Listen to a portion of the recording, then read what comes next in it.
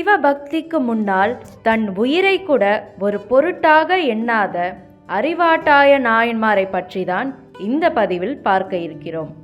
எஞ்சாத வாட்டாயன் அடியார்க்கும் அடியேன் என்று சுந்தரமூர்த்தி நாயனார் அறிவாட்டாயாரை போற்றுகிறார். சோழ நாடான கனமங்கலம் என்ற ஊரில் அவதரித்துள்ளார்.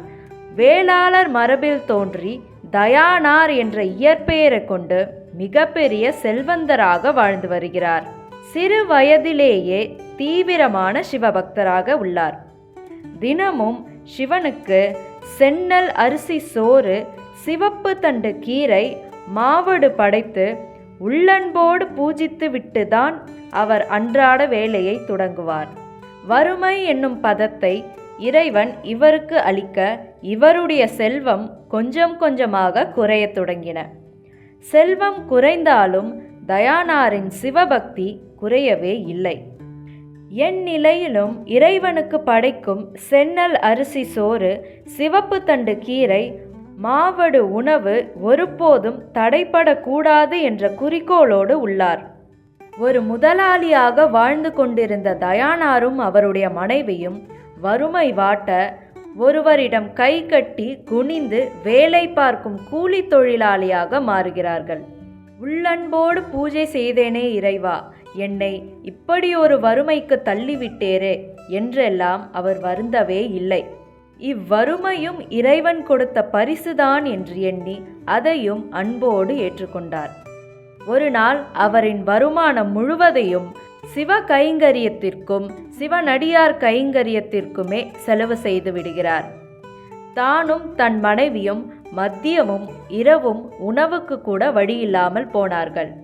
அடுத்த நாளும் அவருடைய முழு வருமானத்தை வைத்து செந்நெல் அரிசி சோறு, சிவப்பு தண்டு கீரை, மாவடு எல்லாம் தயார் செய்து தயானார் தன் கையில் ஏந்தி கொண்டு, கூட தன் மனைவியும் பஞ்சகவ்யத்தை தன் கையில் ஏந்தி கொண்டு சிவபெருமானுக்கு உணவு படைத்து பூஜிக்க வேண்டும் என்று வயலில் நடந்து போகிறார்கள். உச்சி வேலை என்பதாலும் பசி மயக்கம் என்பதாலும் உடல் வலி என்பதாலும் நிலை தடுமாறினார் தயானார்.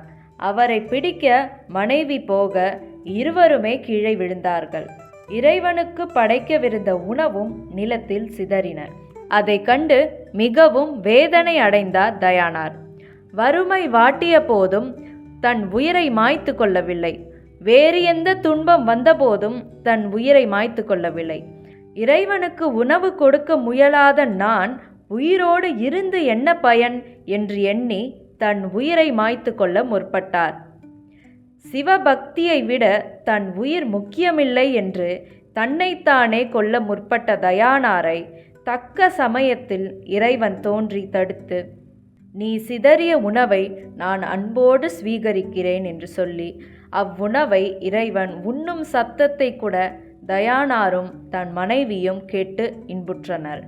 இப்படி ஒரு தீவிர பக்தியை கண்டு மனமகிழ்ந்த சிவபெருமான் ரிஷப வாகனத்தில் அம்மையப்பனுமாய் காட்சி கொடுத்து, இவ்வுலகம் உள்ளவரை உம்மை போற்றி வணங்கும் என்று தயானாரையும் அவருடைய மனைவியையும் மனதார வாழ்த்தி மறைந்தார்.